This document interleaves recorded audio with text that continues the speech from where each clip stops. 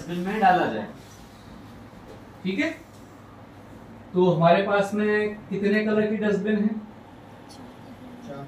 चार। कौन कौन सी? लाल, पीली, हरी, नीली। लाल, पीली, हरी और नीली। चलो, सबसे पहली चीज, हरे कलर का डस्टबिन बायोमेडिकल वेस्ट में काउंट नहीं होता है ना। उसके अंदर कोई भी संक्रमण चीज हमको पेशेंट केयर की नहीं डालनी है। गलती से अगर उस डस्टबिन में कुछ भी ऐसा डल गया है तो फिर वो जनरल वेस्ट नहीं रह जाता, उसकी पन्नी को लपेट के येलो कलर में डाल दिया जाता है।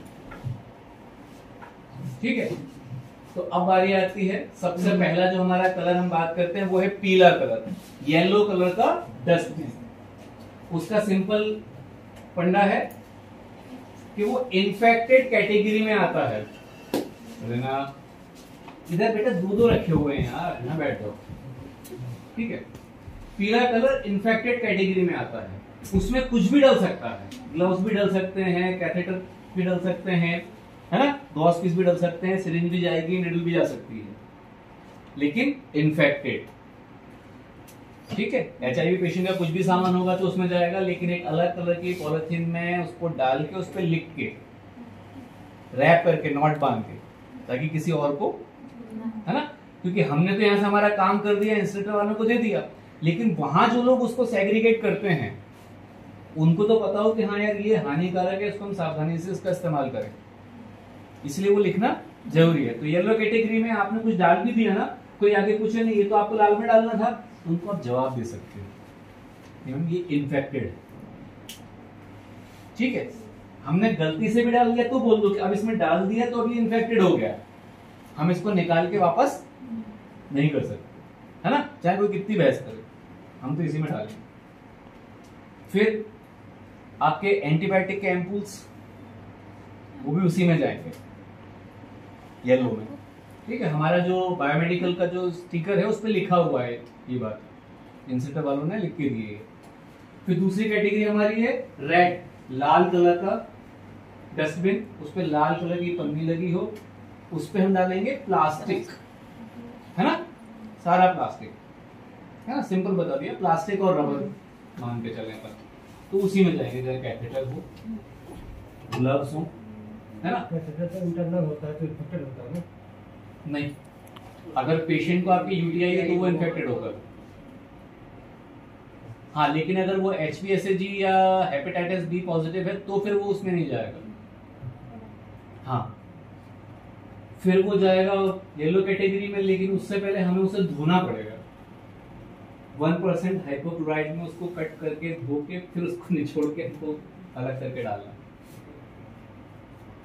ठीक है, फिर तीसरी कैटेगरी हमारी है ब्लू की, है ना, ब्लू में भी दो हैं।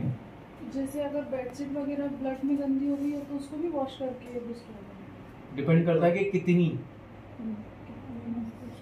ज्यादा है ना, तो फिर उसको हमको वॉश नहीं करना है, बस येलो कलर की पॉलिथीन में डाल के और लिख के दे देना है, ब्लड, है ना, ब्लड स्टेन्स करके पेशेंट का वो।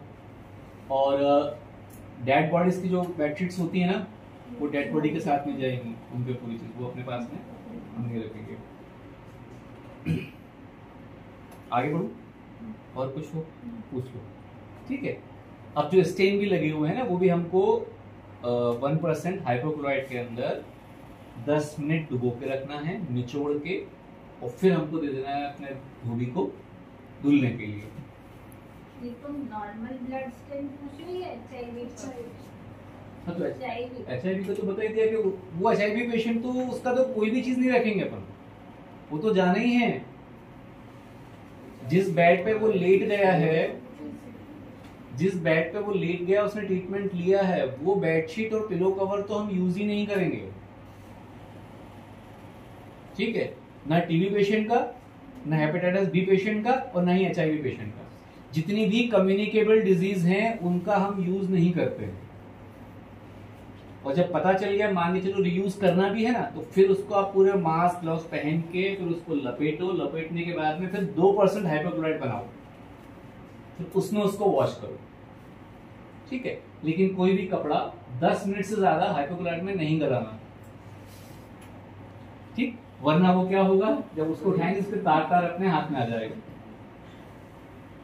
ठीक है, जितनी भी खूबसूरती वाली क्रीम आती हैं उन सब में हाइपोक्लोराइड होता है ना, ब्लीच,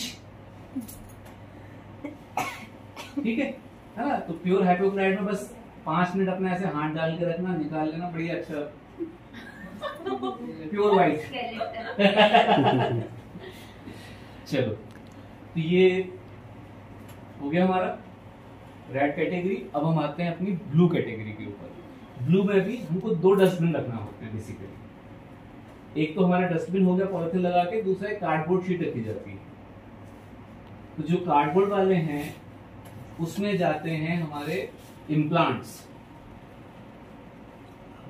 क्योंकि हमारे पास में ऑर्थो है तो हम इम्प्लांट रिमूव करते हैं। तो वो जो इम्प्लांट्स हैं वो जाएंगे मेटल इम्प्लांट्स उस वाली ब्लू कैटेगरी में, और जो दूसरा डस्टबिन है उसमें जाएंगे हमारा ग्लास, कांच।